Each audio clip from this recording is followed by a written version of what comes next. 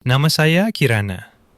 Selama 3 tahun, saya bekerja banting tulang, malam-malam tanpa tidur, mengambil berbagai kerja sampingan, dan menabung setiap sen hanya demi mencapai satu impian, sebuah Tesla Model S Plaid. Hari ketika saya mengendarainya keluar dari ruang pameran, suara mesin listriknya terdengar seperti lagu kemenangan. Saya sudah bisa membayangkan diri saya masuk ke halaman rumah orang tua saya di Jakarta Selatan, melihat wajah mereka terpaku, melihat kendaraan mewah yang telah saya hasilkan dengan jerih payah sendiri. Namun, mimpi itu hancur berantakan secara harfiah. Sepupu saya, sebut saja dia si pembuat masalah, menganggap mobil saya tidak lebih dari sekedar mainan. Suatu malam, dia mengambil kunci tanpa izin, berpikir dia bisa membawanya jalan-jalan sebentar. Saat saya melihatnya lagi, Tesla saya sudah ringsek menabrak tiang listrik. Rangkanya bengkok seolah-olah sedang berteriak karena dikhianati. Si pembuat masalah hanya melipat tangan, menyeringai, dan mengucapkan kalimat yang terasa seperti pukulan di perut. Orang tua saya akan memihak saya, Kirana. Semoga beruntung. Darah saya mendidih. 3 tahun pengorbanan, kebanggaan saya, momen emas saya, semuanya hancur dalam satu tindakan ceroboh. Tapi apakah dia benar? Akankah kesetiaan keluarga mengubur kebenaran saya? Pertarungan baru saja dimulai. Saya tidak akan mundur, karena yang dipertaruhkan bukan hanya sebuah mobil.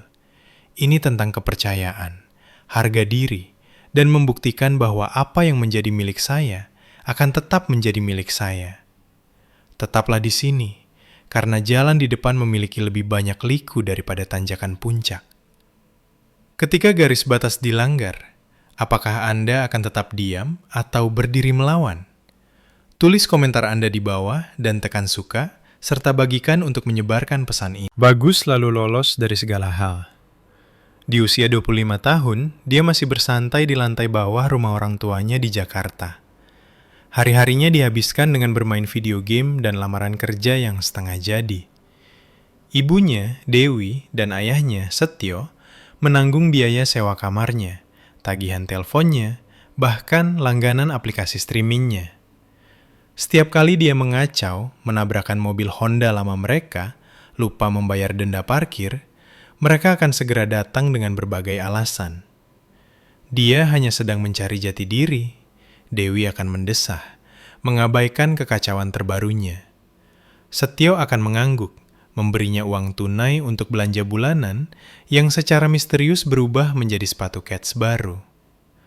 Saya hanya bisa menahan diri, tahu bahwa pesona sepupu saya adalah titik buta mereka. Akhir pekan lalu, Bagus muncul di tempat saya. Matanya berbinar saat dia melirik Tesla saya yang terparkir di depan. Biarkan aku mencobanya sebentar, Kir, katanya, bersandar pada kap mobil seolah-olah itu miliknya. Saya tertawa tajam dan tegas. Jangan harap, mobil ini adalah hasil darah, keringat, dan air mata saya. Seringainya memudar, tapi dia mengangkat bahu, bergumam sesuatu tentang hanya sekedar bertanya. Seharusnya saya lebih waspada. Bagus tidak bertanya, dia mengambil. Malam itu, saya sedang asik menonton film ketika ponsel saya bergetar. Saya mengabaikannya, tetapi ponsel itu terus berdering dengan gigih. Akhirnya, saya mengangkatnya. Mbak Kirana, ini dari pihak asuransi. Kendaraan Anda baru saja mengalami kecelakaan. Perasaan saya langsung tidak enak. Saya menyambar kunci saya. Tunggu, di mana kuncinya? Kunci cadangan saya hilang dari gantungan di dapur. Bagus. Saya bergegas menuju lokasi kejadian, sebuah jalan sunyi yang berjarak 10 menit. Lampu biru dan merah dari polisi berkedip, menyinari Tesla saya yang hancur dengan sorotan yang tajam. Bumper depannya hancur. Kap mobilnya bengkok seperti sayap yang patah. Seorang polisi melambai ke arah saya dengan papan klip di tangan. Anda pemiliknya? Saya mengangguk, hampir tidak mendengar pertanyaannya karena kemarahan yang bergemuruh di kepala saya. Kemudian saya melihatnya. Bagus. Bersandar pada tiang lampu, menyeringai seolah dia baru saja memenangkan taruhan. Tidak ada luka, tidak ada penyesalan. Hanya seringai setengah bibir yang menyebalkan itu. "Apa-apaan ini, Bagus?" bentak saya sambil berjalan cepat ke arahnya. Polisi melangkah di antara kami, tapi saya tidak peduli. "Kamu mencuri mobilku?" Dia terkekeh, tangannya di saku. "Hanya meminjam, Kir. Tenang saja, ini cuma mobil." "Cuma mobil?" Suara saya bergetar. "Saya bekerja 3 tahun untuk ini. Kamu tidak punya hak." Dia memutar matanya dengan tidak peduli. "Menangislah sesukamu. Ibu Dewi dan Ayah Setio akan menyelesaikannya. Mereka selalu melakukannya." Polisi itu mencatat sesuatu, melirik di antara kami. Saya ingin berteriak untuk menghilangkan raut wajah sombong itu, tapi saya menahan diri. Berteriak tidak akan memperbaiki mobil saya atau pengkhianatan ini. Saya berpaling ke arah petugas. Dia mengambilnya tanpa izin. Itu adalah pencurian. Seringai Bagus tidak goyah. "Buktikan saja," katanya pelan dan mengejek. Ponsel saya bergetar lagi. Panggilan lain dari agen asuransi. "Kami butuh pernyataan Anda, Mbak Kirana, dan juga pernyataan pengemudinya." Saya memelototi Bagus, yang hanya mengangkat bahu seolah ini semua hanyalah permainan. Polisi menyerahkan sebuah formulir kepada saya, wajahnya netral. "Selesaikan dengan asuransi Anda, dan mungkin simpan kunci Anda di tempat yang lebih aman." Saya meremas kertas itu. Buku jari saya memutih. Bagus berjalan pergi sambil bersiul seolah dia tidak baru saja menghancurkan pencapaian terbesar saya. Dewi dan Setio mungkin akan membelanya seperti biasa. Tapi ini bukan sekedar denda parkir atau bumper yang lecet. Ini adalah impian saya. Bukti bahwa saya bisa berhasil sendiri. Dan dia pikir dia bisa pergi begitu saja. Saya pulang dengan mobil sedan pinjaman. Keheningan terasa berat. Tesla saya diderek. Tabungan saya terancam, dan tawa Bagus masih terngiang di telinga saya. Tapi saya belum selesai. Jika dia pikir ikatan keluarga akan mengubur masalah ini, dia salah besar. Saya akan memperjuangkan mobil saya, harga diri saya, dan kebenaran. Keesokan paginya, telepon dari ibu membangunkan saya. "Kirana, datanglah ke rumah," kata Dewi dengan suara tegang. "Kita perlu bicara soal Bagus." Saya mencengkeram ponsel. Sudah menduga akan ada ceramah.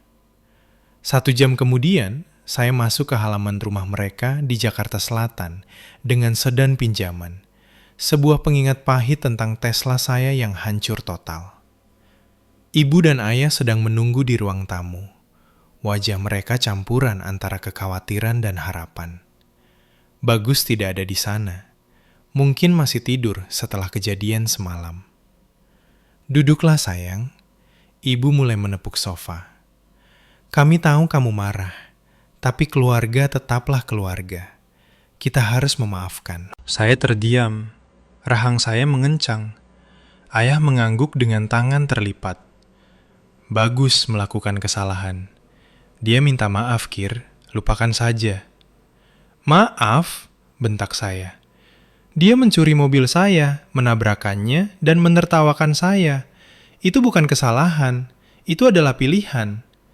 Ibu mendesah, matanya lembut tapi keras kepala.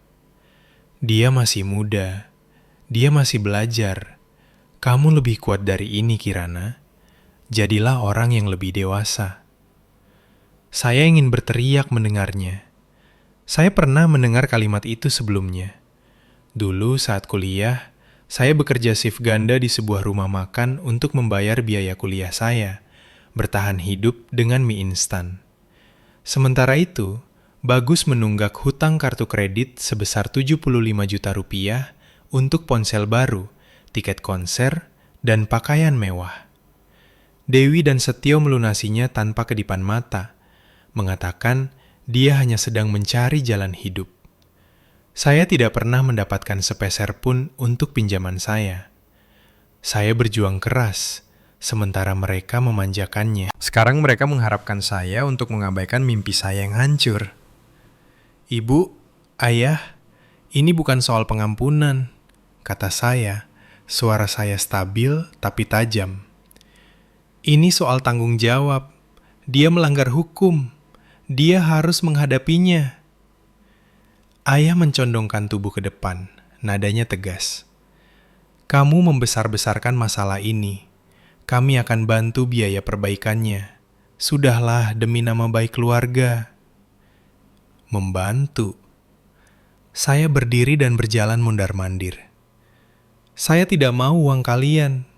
Saya ingin dia mengakui apa yang telah dia lakukan. Wajah ibu mengeras. Kamu egois, Kirana. Dia sepupumu. Egois. Kata itu menyengat, tapi juga menyulut api dalam diri saya. Saya menyambar kunci saya dan pergi, meninggalkan tatapan kecewa mereka yang menusuk punggung saya. Saya tidak akan menyerah. Tidak kali ini. Di kantor, saya terkulai di kursi kerja saya. Beban dari semua ini terasa menghimpit.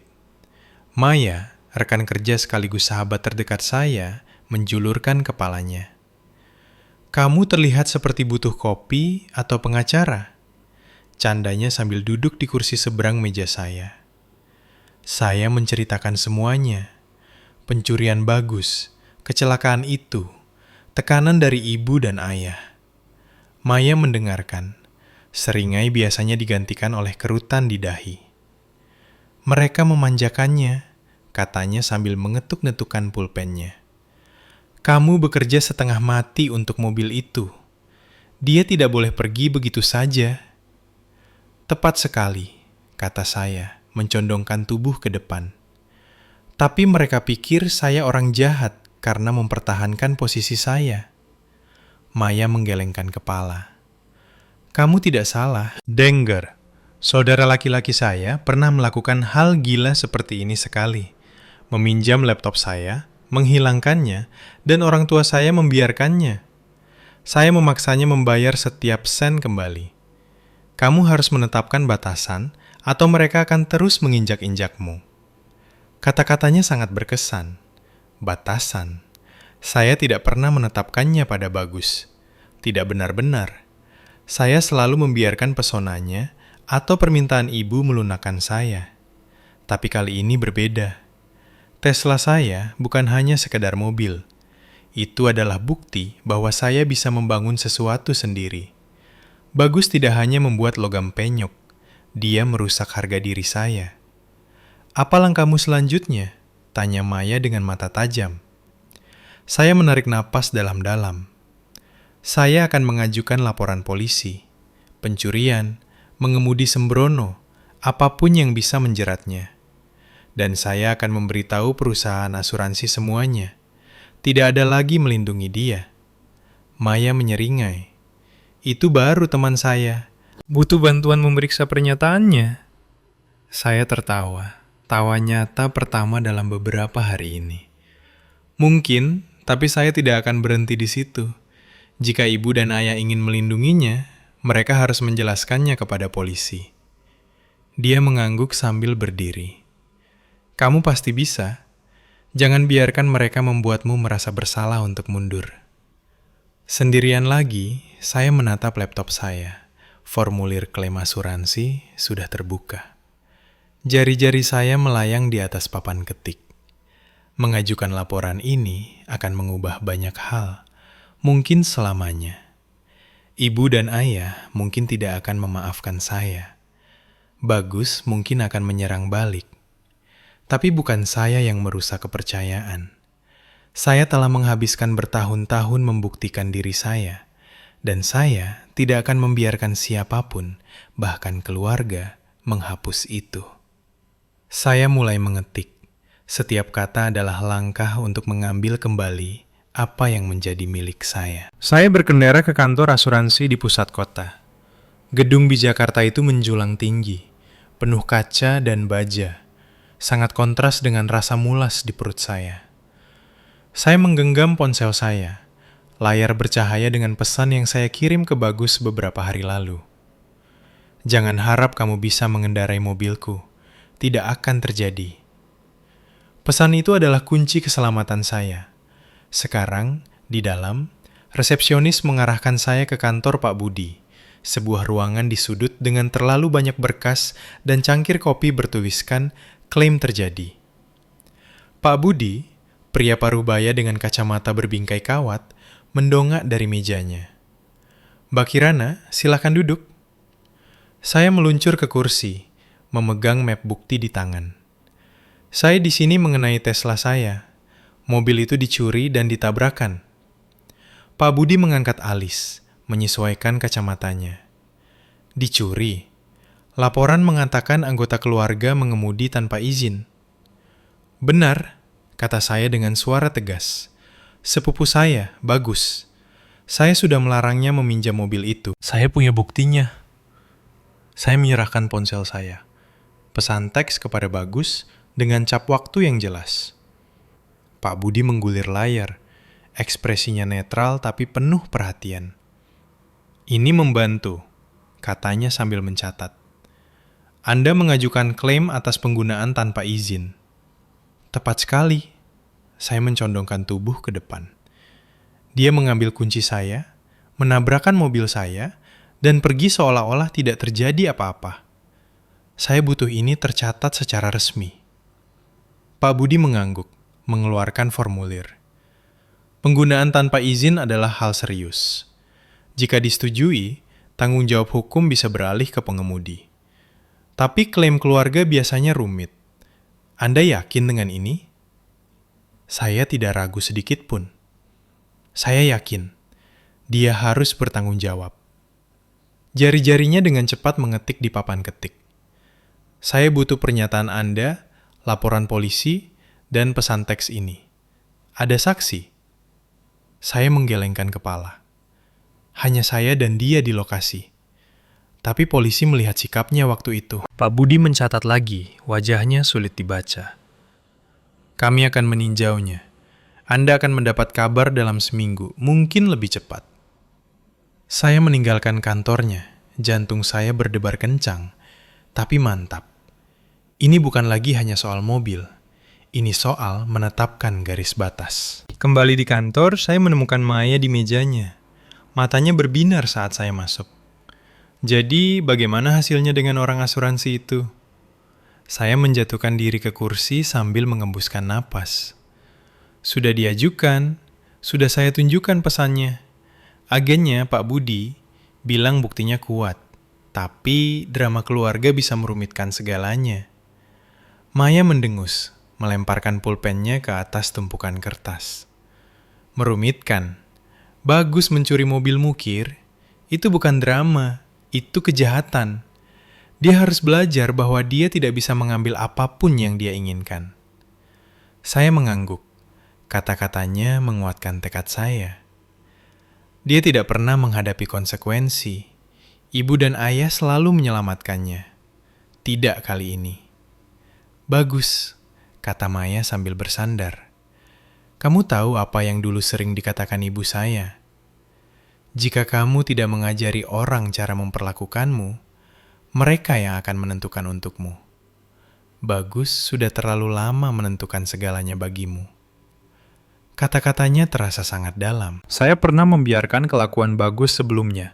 Hal-hal kecil seperti meminjam barang saya tanpa izin, atau menghindar dari tugas saat acara keluarga. Tapi ini berbeda. Tesla saya adalah hasil pengorbanan bertahun-tahun, lembur di malam hari dan liburan yang dilewati. Itu milik saya, dan dia memperlakukannya seperti mainan. Bagaimana jika ibu dan ayah mencoba membuat saya merasa bersalah lagi?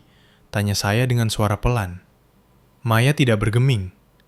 Biarkan saja, kamu bukan orang yang merusak kepercayaan. Mereka sudah memanjakannya selamanya. Jika mereka marah, itu masalah mereka, bukan masalahmu.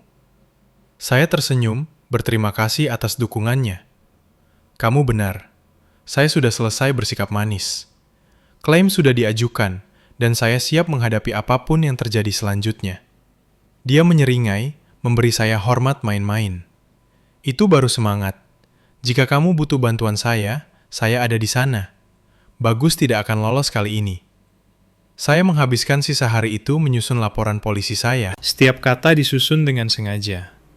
Pesan teks ke Bagus, kunci yang hilang, seringainya di lokasi kejadian. Saya memaparkan semuanya. Ponsel saya bergetar dengan pesan dari ibu. Kirana, kita perlu bicara. Masalah ini menghancurkan keluarga kita. Saya menatapnya. Ibu jari saya melayang di atas tombol balas. Sebagian dari diri saya ingin menelpon untuk menjelaskan agar dia mengerti. Tapi saya tidak melakukannya. Belum saatnya. Mereka punya waktu bertahun-tahun untuk mengajari Bagus mana yang benar dan salah. Sekarang, giliran saya untuk menunjukkan kepadanya bahwa tindakan memiliki konsekuensi. Saya menekan tombol kirim pada laporan polisi tersebut. Denyut nadi saya stabil. Jumat itu, ibu merencanakan makan malam keluarga. Saya masuk ke halaman rumah mereka di Jakarta Selatan, sedang pinjaman saya berderit dengan cara yang tidak pernah dilakukan Tesla saya. Di dalam, ruang makan tercium aroma ayam bakar, tapi suasananya sangat tegang. Ibu sibuk di meja, menata piring dengan keceriaan yang dipaksakan. Ayah duduk di kepala meja, rahangnya kencang. Bagus duduk merosot di seberang saya, menghindari tatapan saya, seringai biasanya digantikan oleh kegelisahan. Saya menyimpan map berkas asuransi di bawah lengan, siap untuk pertarungan yang saya tahu akan datang. Kirana, kita ini keluarga. Ibu mulai mengoper kentang tumbuk. Masalah mobil ini menghancurkan kita.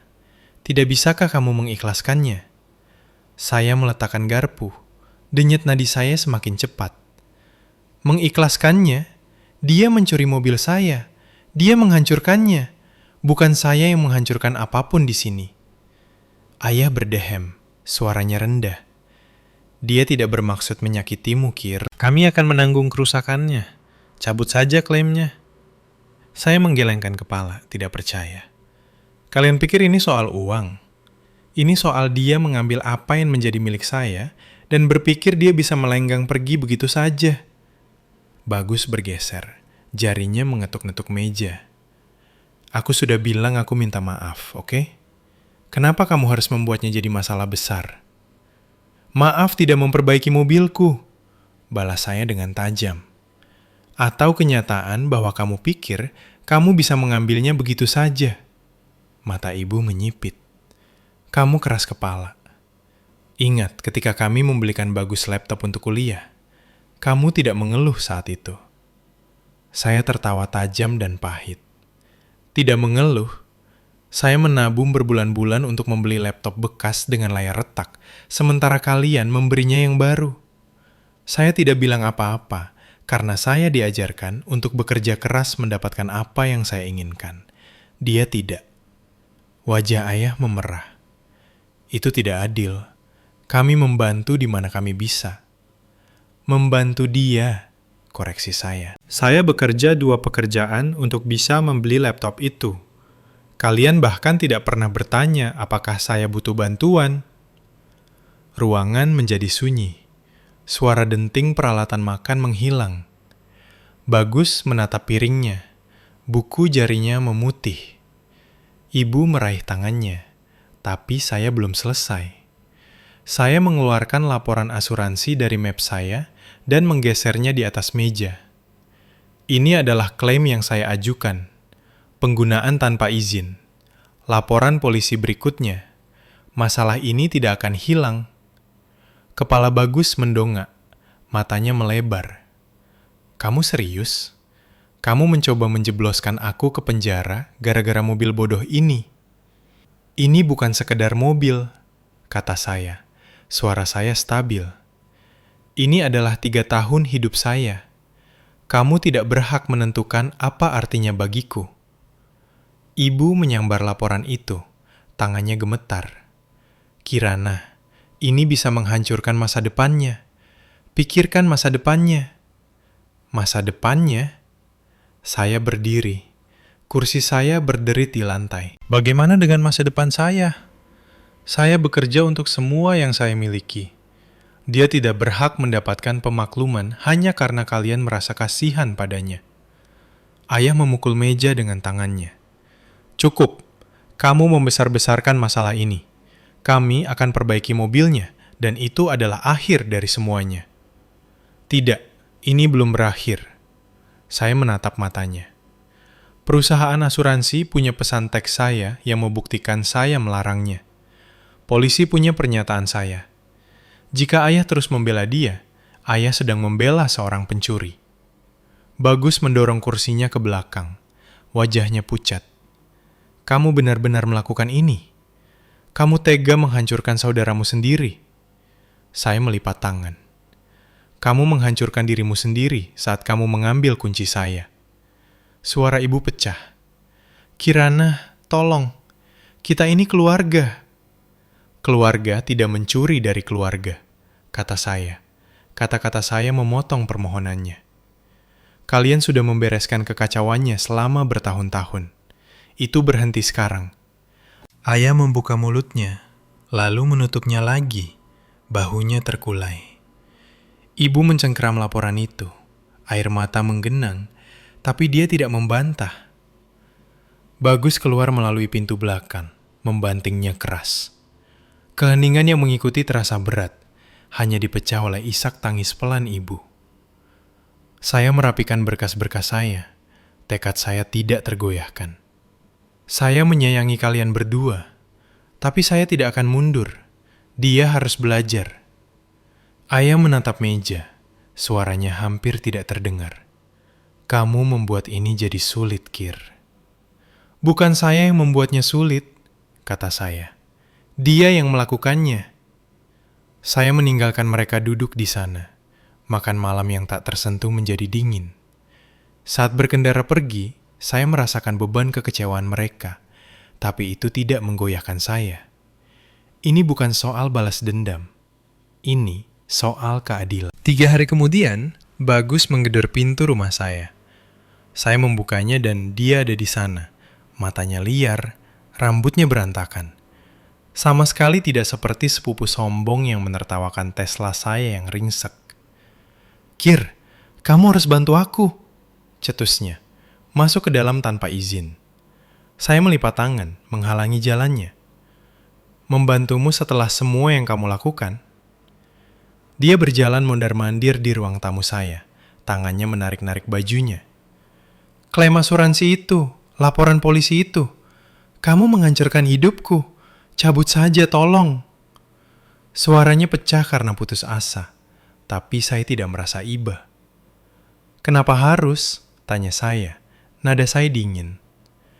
Kamu mencuri mobil saya, menabrakannya, dan mengira bisa pergi begitu saja. Sekarang kamu memohon. Bagus berhenti. Wajahnya berkerut. Aku mengacau, oke? Tapi kamu tidak perlu sampai bertindak sejauh ini. Kamu tahu apa yang aku lakukan? Aku memposting tentangmu di Twitter. Bilang kalau kamu adalah orang egois yang membesar-besarkan masalah. Orang-orang sedang membicarakanmu, Kir. Rekan kerjamu melihatnya. Perut saya terasa mual.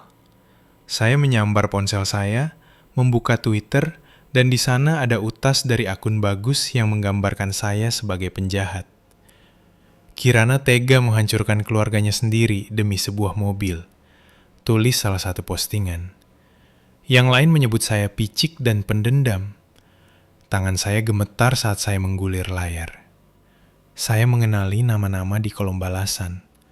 Rekan kerja, kenalan, bahkan seorang klien yang saya temui bulan lalu. Reputasi saya yang dibangun selama bertahun-tahun kerja keras sedang dihancurkan dalam potongan 280 karakter. Kamu melakukan ini, kata saya. Suara saya rendah dan berbahaya. Kamu mencoba menghancurkan saya karena kamu tidak bisa menghadapi kekacauanmu sendiri. Bagus mengangkat bahu secara defensif. Aku marah. Kamu menyeret namaku di lumpur. Aku pikir itu akan membuatmu mundur. Saya tertawa tajam dan pahit. Mundur? Kamu tidak mengerti ya?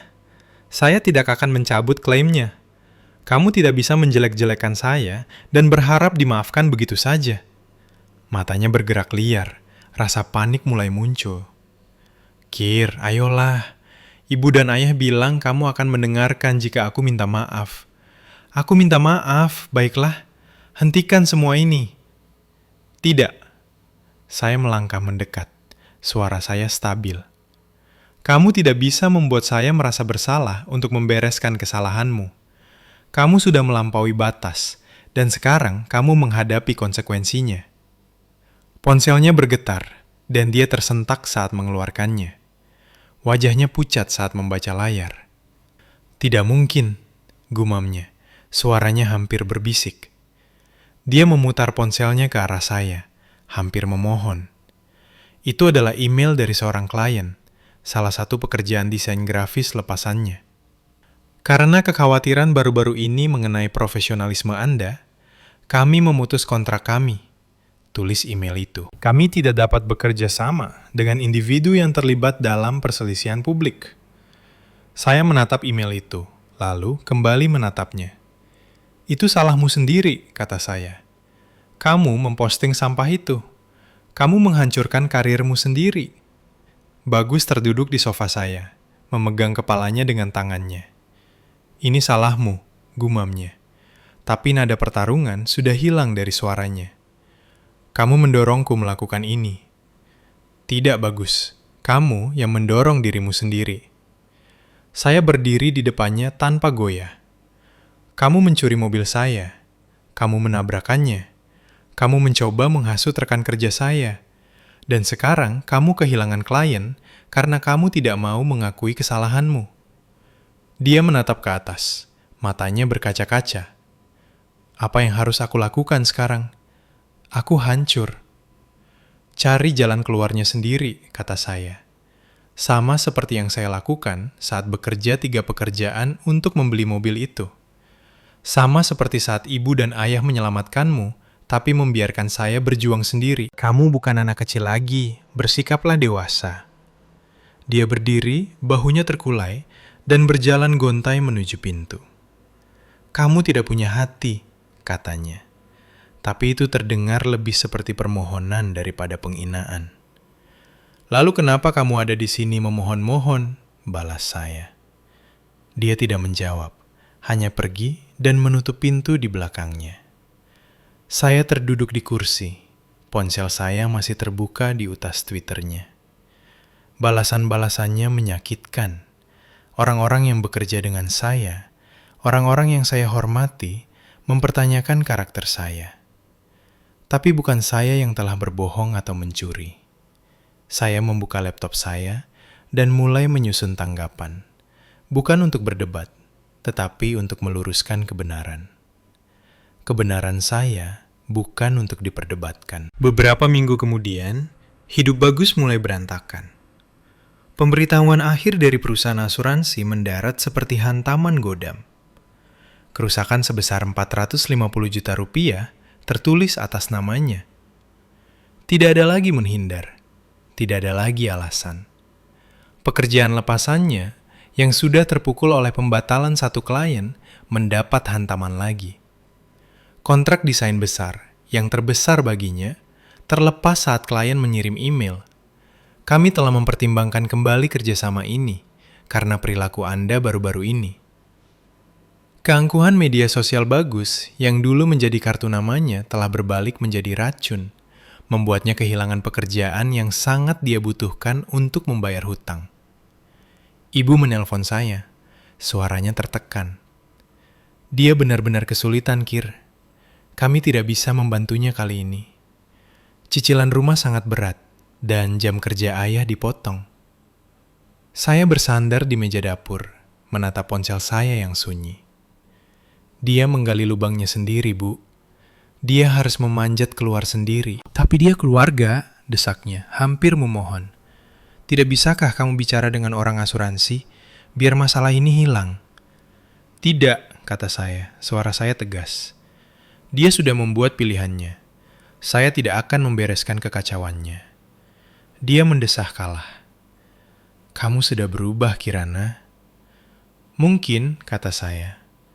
Atau mungkin saya hanya berhenti membiarkan dia menginjak-injak saya.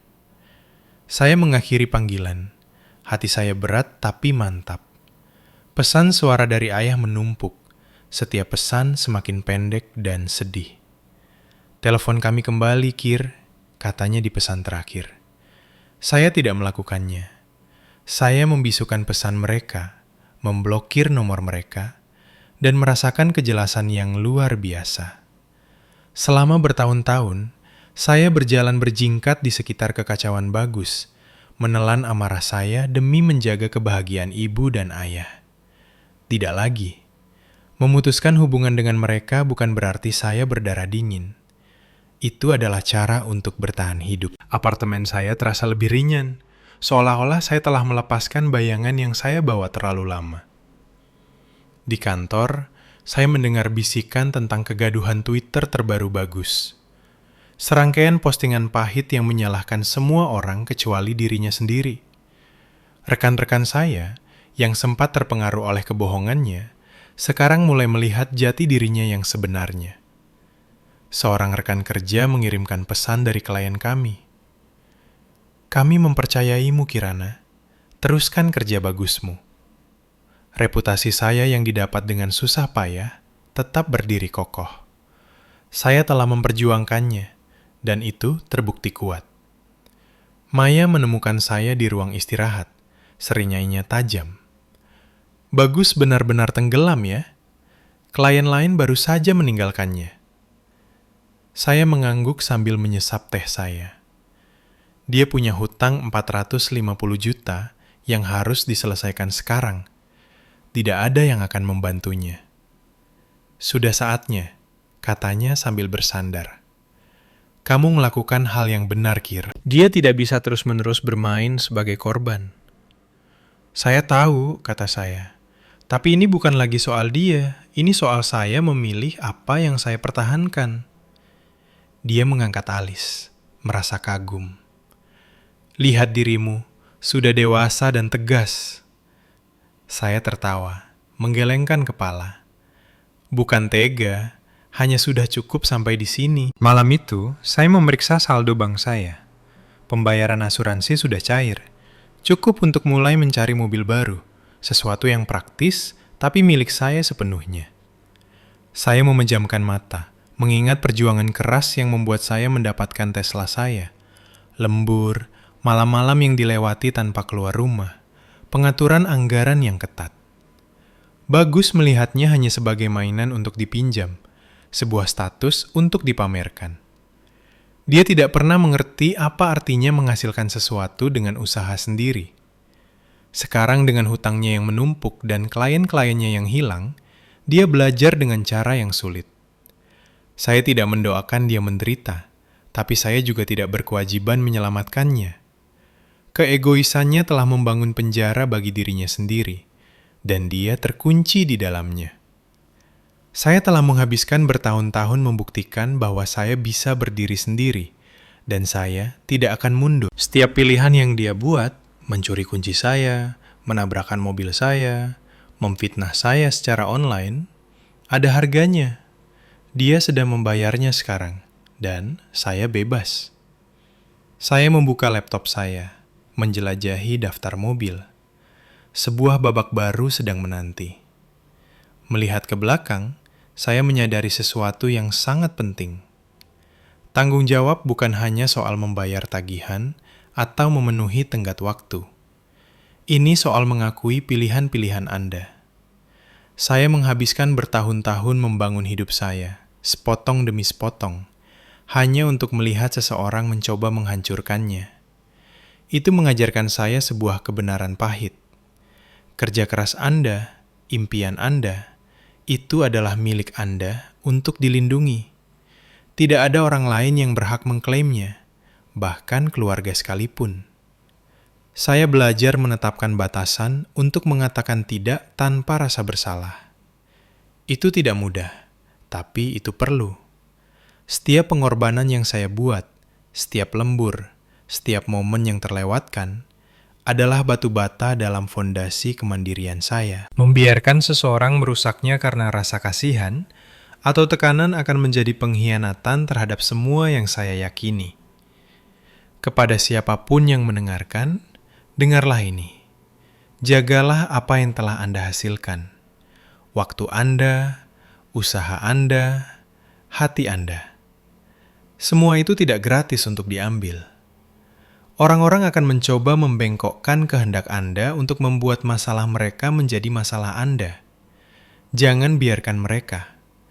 Berdirilah teguh, bukan karena marah, tapi karena hormat pada diri sendiri. Anda tidak egois karena melindungi milik Anda. Anda kuat. Saya melangkah maju sekarang, tidak lagi menoleh ke belakang. Cerita saya bukan tentang apa yang hilang, tetapi tentang apa yang saya dapatkan. Kejelasan, kekuatan, dan keberanian untuk memilih.